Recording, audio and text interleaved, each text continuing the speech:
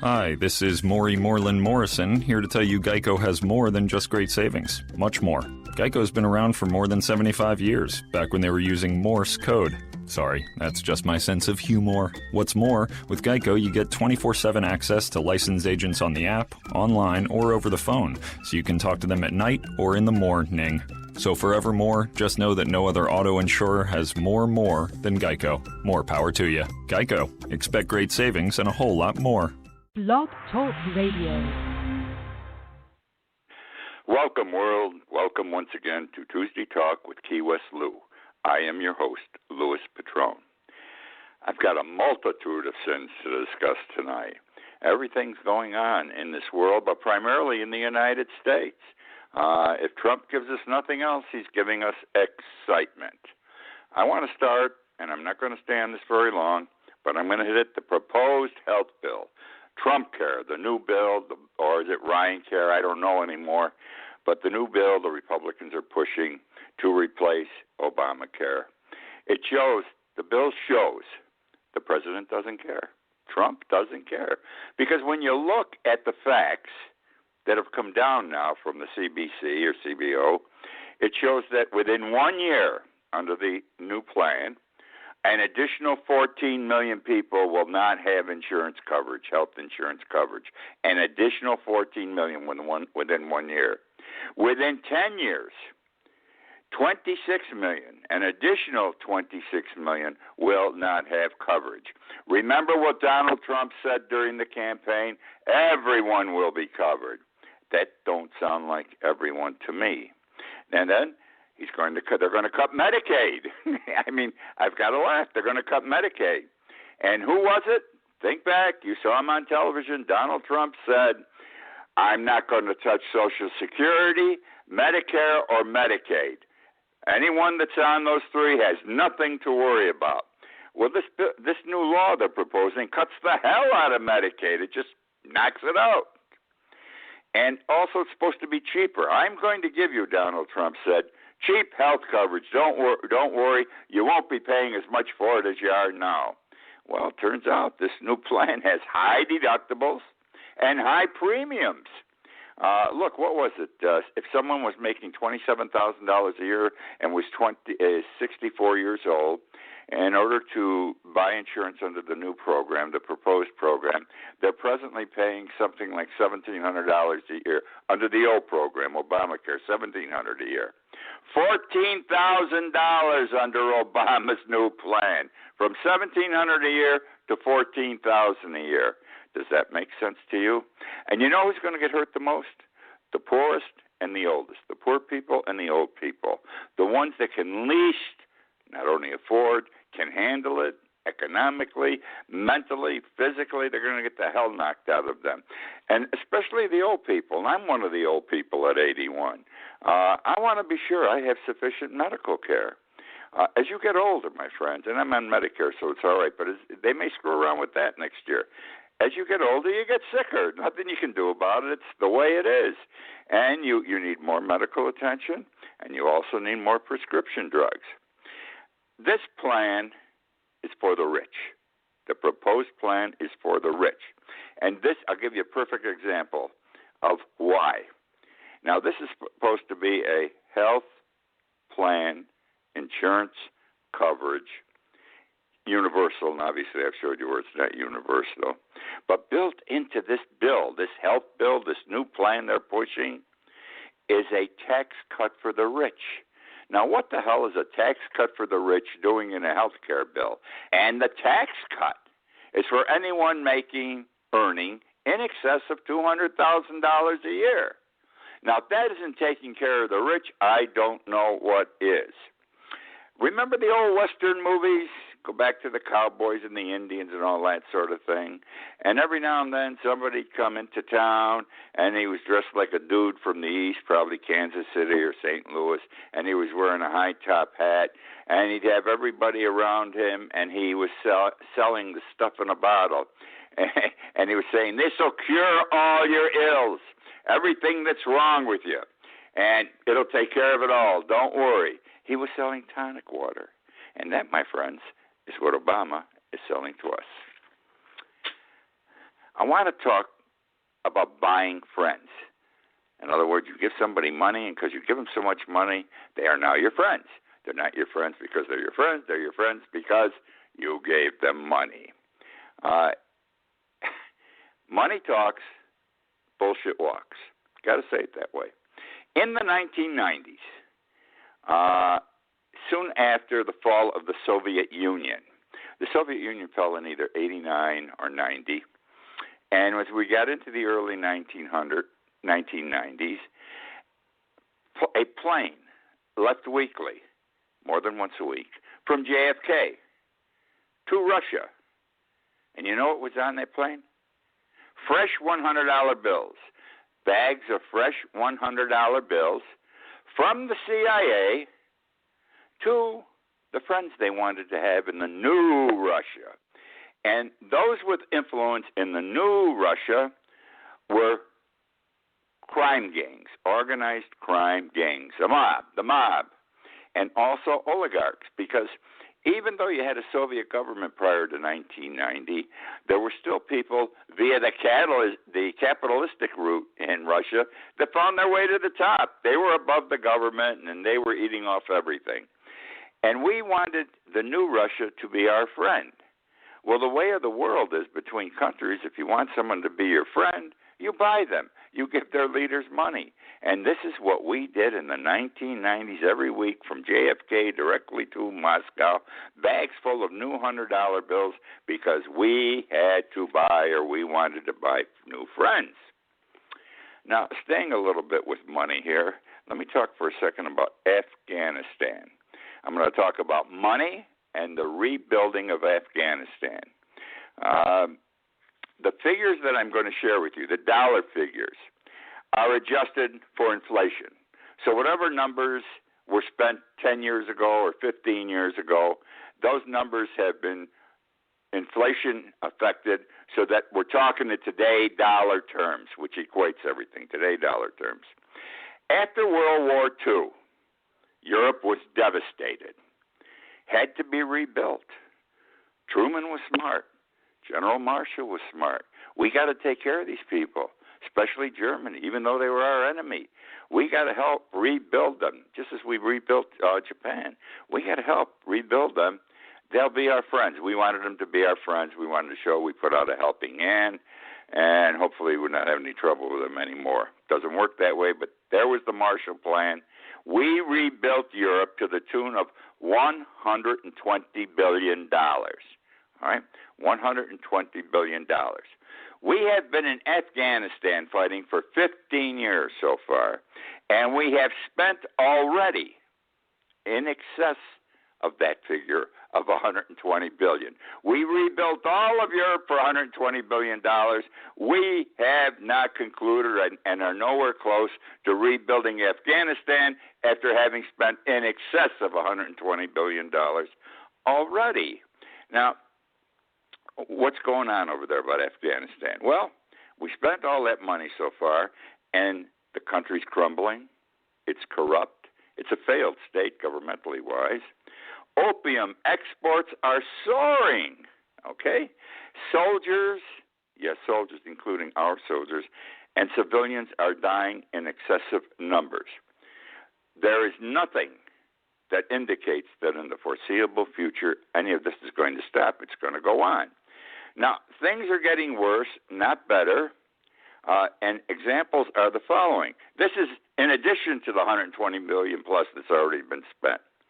We have already spent $70 billion on top of the $120, $70 billion rebuilding the Afghanistan security forces, their army, okay? $70 billion, training their people, et cetera, giving them equipment and what have you. And after 15 years and spending $70 billion just on that, only 63% of the country are under government control. 63% of the country's districts, they're broken into districts, of the country's districts are under government control. So who the hell have we beat out there? There's almost 50% that still isn't under government control, and so the $70 billion still hasn't done the job in having the Army correct everything. We have spent, in 15 years, $8.5 billion. Battling narcotics, okay? Opium production is at an all-time high. It's producing the heroin that's on our streets in the United States today and is the worst, the absolute worst drug epidemic this country has seen. I've written about this. I've talked about it in the past. For some reason, Afghanistan, not one bomb, listen to Lewis, not one bomb has ever fallen on the poppy fields where they grow the poppy. Not one bomb, not one farmer, et cetera, killed. How the hell does this happen with all this fighting going on for 15 years? And at the same time, we're spending $8.5 billion trying to extricate or reduce opium production, and it's at an all-time high. There's another thing that's even more important than the money. Sometimes money isn't the end-all. In the 15 years, 2,400 American soldiers have been killed. 2,400 American soldiers have been killed and 20,000 wounded. We want our children in school to be taught well, to graduate with a high level of education, intelligence, so they are successes in the world. And it's becoming increasingly difficult over the years, and we've got all kinds of plans that have been going on since the 1980s, Bush 2, to try to make our kids get better educations. I'm going to give you an example, and it's one that isn't working, but political correctness is dictating a result that I think is terrible, and you will too. Education in New York State is controlled by the Board of Education. In 2013, 2014, the state of New York said, the kids aren't learning. Maybe the teachers aren't that good. So they set up a literacy test for prospective teachers to take. You want to teach in our public school system? No problem. Here's a literacy test. We want to be sure that you can read and write and comprehend. And you have to pass the literacy test or you don't qualify to teach. Well, this is an example of political correctness going too far because the prospective teachers who were not doing well were the minorities, the Hispanics, the blacks, the Latinos. The whites were not having a problem. Okay, so all New York State wanted was the teachers, prospective teachers, to have a mastery of the English language. Okay, now the Board of Education in New York, after only, 4 years, wants to scrap the plan. They want to get rid of the literacy test because you know why? It's too difficult for the minority teachers to pass.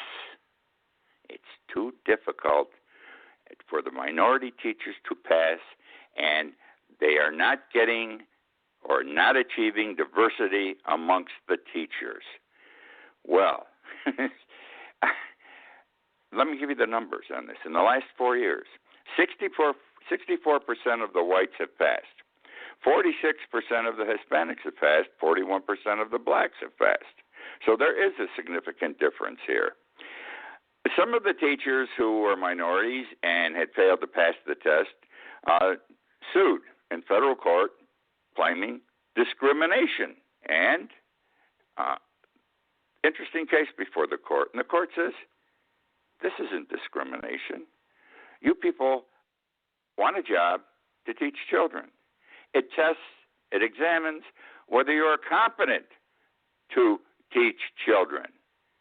And if you fail, then apparently you're not competent or qualified to teach children, and they threw the case out of court. But this is what's going on in New York State now with education. It'll probably spread throughout the United States. My point is political correctness goes too far in our country today. I read this week somewhere. This is amusing. I think it's good. It's a brilliant idea. I would describe it as a brilliant idea, and it's this. This was suggested that our congressional members, the House and the Senators, House of Representatives and the Senators, be required to take a drug test every morning. Pee in the cup. I find that amusing because I think that their heads get big once they get there and they think they're not guilty of anything. I'm sure we'll find some of them with some traces of drug in their urine. I wouldn't make them do it every morning. That's not nice. That really embarrasses them. But I'll tell you this, I would see nothing wrong with requiring members of Congress to submit to random drug testing. Why not? They got most employees in this country doing it now anyhow, and they're employees too. They are our employees. Okay. Let's see here. Oh, this cyber theft that's going on. We saw, everybody's hacking our government computers. You would assume that no one in the world can break into our computer system, but they are. We've learned that during the election. Hillary, her files, WikiLeaks, the CIA records recently, the CIA records, the most sensitive records in the whole country have been tapped, and various other governmental records. WikiLeaks is doing it. Russia's doing it. Now, why has this happened? I've written about this and I've talked about this before. I wrote about this 3-4 years ago. And what I said then, I'm saying now. In order to balance the budget, in order to save a buck somewhere, we did not upgrade the security systems on our computers. That's simple. They didn't spend the money to do it. Whatever budget they had, they generally used to buy some new computers and maintain what they had, and they didn't maintain them effectively because part of the maintenance would be the security, in my opinion. They spent next to nothing on security. We're getting what we deserve. We made it possible for Russia, for WikiLeaks, and whoever else is stealing our information to do it. We did not cover our asses, protect our property, protect our assets. We just didn't do it because, hey, we had to spend the money someplace else. These guys in Congress, these people who run our country, I don't think they're too smart all the time, especially in the House of Representatives, because they're the ones that control the budget in this country. There is a nation called Belarus. Belarus is the smallest country in Europe. It has a president since 1985, the same president. His name is Alexander Lukashenko. He's a thug, all right? He steals elections. That's how he's been in office since 1985. And whoever is his opponents pop up every now and then and say, you're doing a lousy job, you're a thief. No problem. He arrests them, he does not give them a trial, and he sends them to forced labor camps. He even sent somebody to jail, a one-armed man. Listen to this. He sent a one-armed man to jail for clapping. Can you believe? A one-armed man for clapping. Now, the country, Belarus, is also in a deep recession. It's depressed. 470,000 people out of work. 470,000. Now, what does Lukashenko say about this 470,000? Of course, he's got to help them. They're his people. Well, no, he says, you're social parasites. He refers to them as social parasites. And the reason he refers to them as social parasites is because they can't pay taxes. If they're not working, they have no income to be taxed on. And he said, screw you to his people, and he's getting away with it. And he says, you may not be working, you can't pay taxes, but if you don't pay taxes, I'm automatically taxing you $250 a year to cover the taxes I'm losing. And would you believe it? This guy is taxing zip income, zero income, to the tune of $250 a year. Let me talk about Trump's tax returns for a moment. And I'll tell you that this is very interesting because my show is going on tonight, 9 o'clock Tuesday night, and Maddow on her show has a special show tonight on Trump's tax returns. I don't know what she's talking about. It's supposed to be some sort of an expose. I'll have to catch it in the middle of the night when it's rerun. But here's what I want to say about Trump's tax returns. they can be examined. They can be examined. They should be examined. He has no legal obligation. He had no legal obligation during the campaign to submit them. He said he would, but he never got around to it because they were being audited, which is a crock. You can still have your returns examined by somebody else. Ever since Ronald Reagan in 1980, every presidential candidate has submitted his or her tax returns. But he said no, and it seemed like he beat it. He beat the deal. He got elected. Nobody seemed to care. Well, here's what's happening now.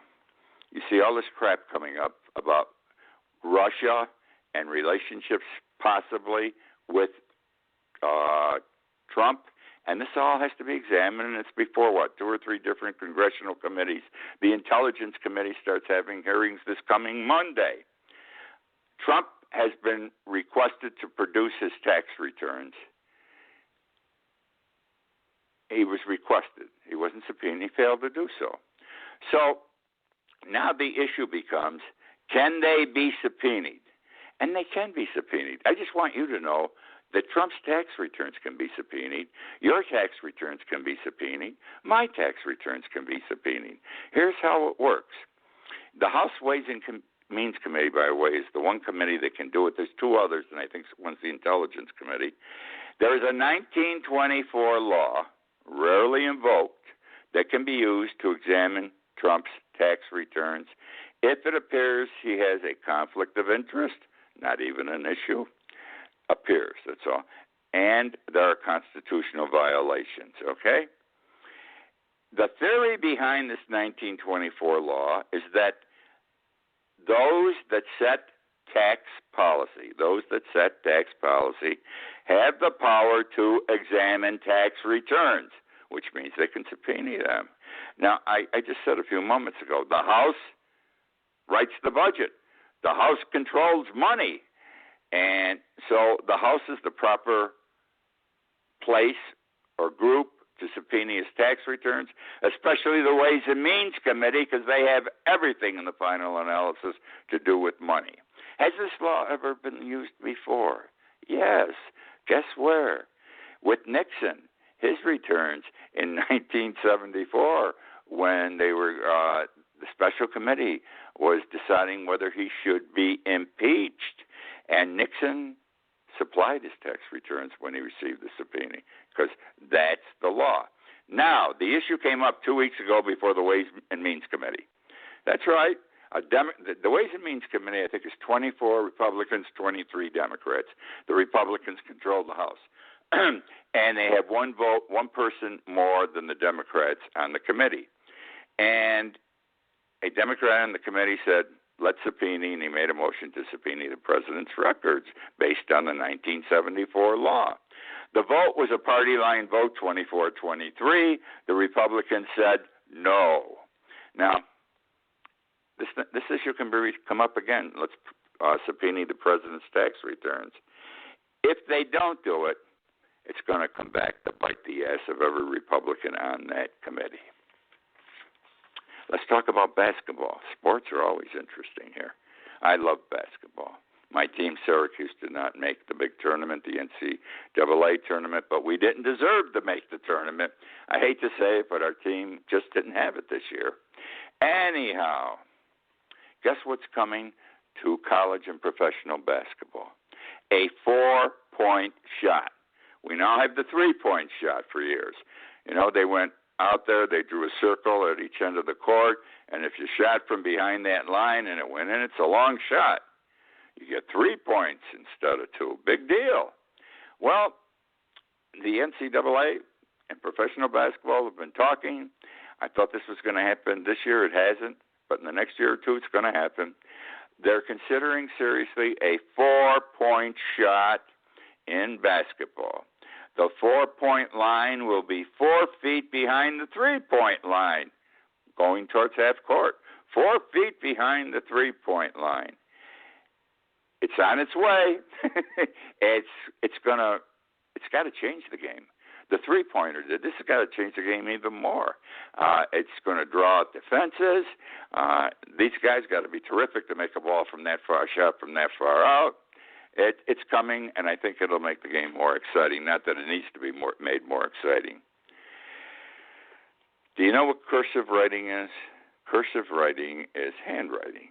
You know how you take a pen or a pencil in your hand and you write words by making circles and crossing T's and dotting I's and everything. That's called cursive writing. That's what I was taught in grammar school, how to write cursive writing. Most of you were taught cursive writing. There came a time, and this is in Bush II's time. I think it was Common Care or something. That the Common Care was the program they came up with. Why? Why teach kids how to write? How to handwrite? They're going to use computers. This is the age of the computer. So instead of teaching them how to write, we'll eliminate writing programs. That's cursive writing from school programs, but we'll teach them how to operate a keyboard, operate the internet, work through the internet, operate a computer. There is a whole generation in our country that does not know how to write. Adults don't know how to write. Some as old as 50. I know. They've talked to me. They've written to me. I wrote a long article on this in Conk Life about a year ago, and I got a lot of responses.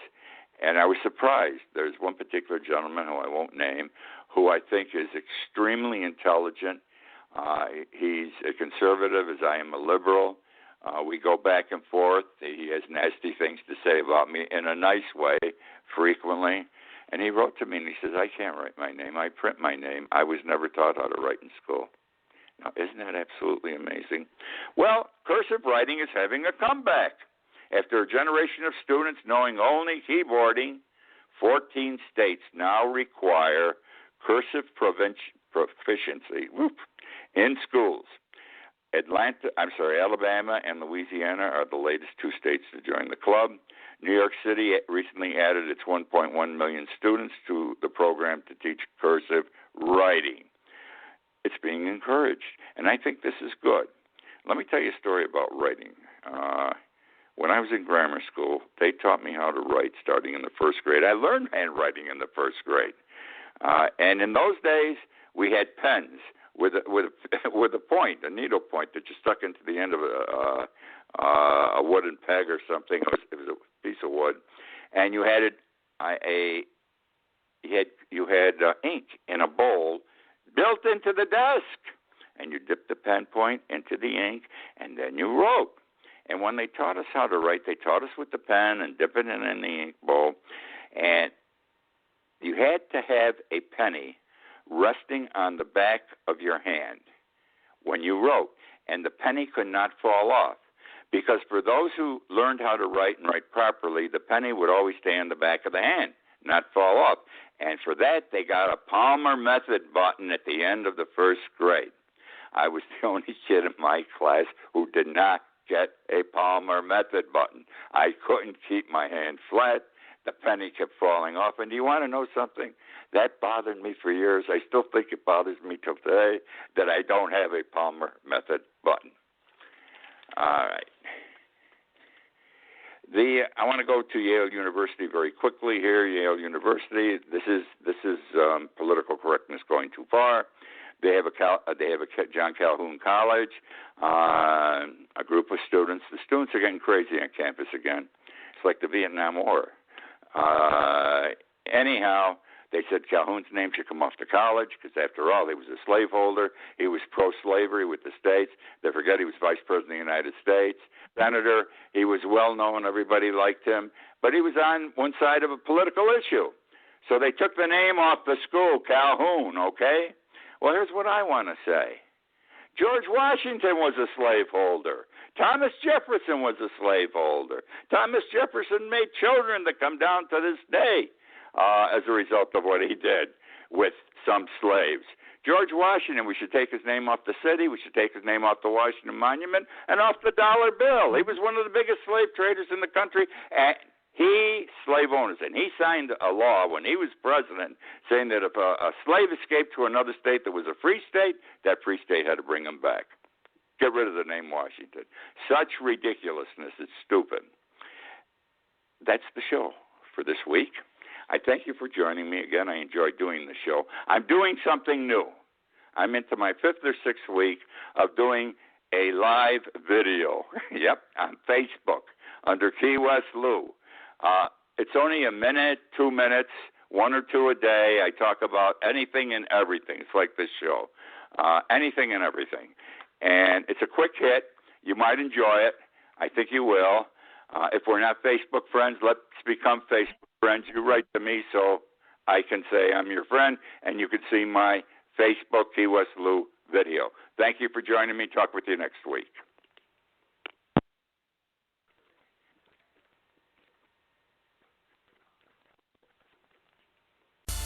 Now, you can't just call yourself an expert. You got to earn that title. And at Wingstop, we've been earning it for decades. Want the secret? Start from scratch. Make to order. Sauce by hand in one of 11 mind-melting flavors. Serve hot with scratch-made ranch. Repeat for over 20 years.